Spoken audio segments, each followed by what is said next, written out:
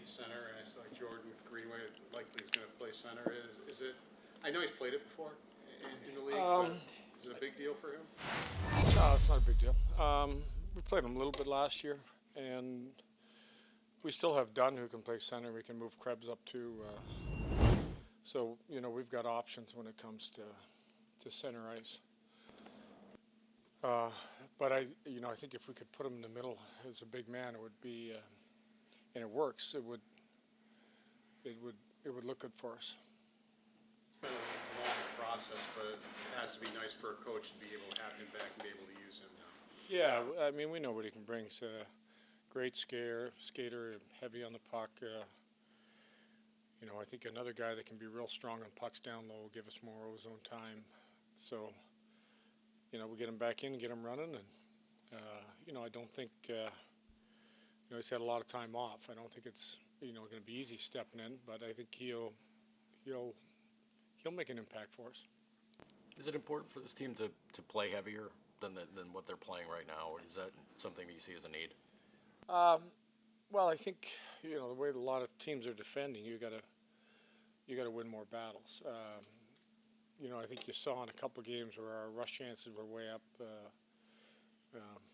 We made a lot of nice plays, and then the last couple of games they kind of got eliminated. So once you get inside the offensive zone, we got to get more pucks to the net, and we got to get bodies that get there. I thought we got pretty good at that last year. I think the start of games we haven't been good at it. So we're going to get back to our roots and what made us effective early in games. Is that Dunne kind of maybe forcing you to make a difficult decision? You have guys coming back. There's roster decisions, and he's played well recently, I guess. That's what any player should do. Really try to come in, make an impact, make our decision really tough. I welcome the opportunity. Anyway, come in playing well and them saying, "Well, I played better than this guy." I think there's a little bit different roles with some players, but how hard you play, how well you play, they get to control that. And I think Dunner's done a good job. Ostlund has done a good job stepping in and playing. He hasn't capitalized on some of his opportunities, but he's had good offensive opportunities to put in the back of the net, and he's played well defensively too. So both players have done a nice job for us. Noah's best offensive game maybe last night? Just Yeah. some opportunity. Yeah, I think so. And at the same time, defended well, got himself in good position in the zone. I think he's reading plays really well. So, you look at his overall, if he finished, he had a great opportunity in Toronto. He had almost the same type of opportunity again in this game. He's finding those quiet little holes to get some of the opportunities. Give you the confidence to use those three against the top line of the Blue Jackets, because you kept doing it and they were being successful. Well, what gave you the confidence to put them out there against them? Just how well they played against them.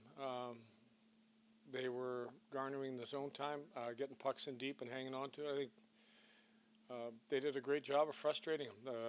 They had limited possession time when those guys were out there. So it was an easy decision after a while just to keep, it wasn't a matchup every time, but it was a matchup on the most part a lot of the times. When you went back and watched Michael Kesselring's game, was there anything you noticed that maybe you didn't notice live, or just what did you think of it? I liked his puck movement. I thought he picked his spots getting up ice, helping join. I thought there was a couple times, could have moved the puck quicker on when he was joining, when we hit the line. But I'm probably nitpicking right now. But overall, when it came to making, breakout passes and making the right play, I thought he looked pretty comfortable. That McLeod line, one of the highest statistically in the league in terms of expected goals since you put them together. I'm curious what you've seen from that group and that line specifically over the last couple of games. I think if you look at quite a few of their goals are around net front. They're getting pucks to the net. I mean, you look at the break we got last night. We're just throwing one there, goes off a shin pad. The other one is a rebound where we're jamming a puck underneath the goaltender. Tuck's had a rebound goal. So when you look at the type of goals, I think some of that are the goals they're going to score. They've had some good rush chances too, and some good open ice opportunities. But for the most part, I think their zone play is and getting screens and people around the net. They've been our best line at doing that. Lindy, you've gotten through the first 10 games of the season, approaching the next 10. You talk about getting bodies and pucks in front of the goal, winning the battles, but what else overall does this team need to do to be productive in the next 10 games, be effective? We have to be able to finish games better. I look at it, we gave a couple points away. We're leading in the third period in our last 2 games, and if you look at a 10-game segment and you're looking at trying to get 12 points, we're a couple points under. We hit our mark for the 5-game this last, but we didn't. We could have made up for that first 5 games with, finishing out these 2 previous games. The opportunities were there. I think we definitely didn't like our first period last night, obviously. But I thought our answer and our response to that first period again, to come back and play the way we did and get the lead was, maybe something that we didn't see a lot of last year. You mentioned those differences between last year and this year. What do you think those major differences are that are, at least keeping you in a point these last 2 games and something you'll build on? I'll go first to puck management. We're managing the puck better. I think if you go back to our first 3 games, we didn't manage the puck that well. You look at the Colorado game, we coughed up a couple goals because of poor puck management. That is number one.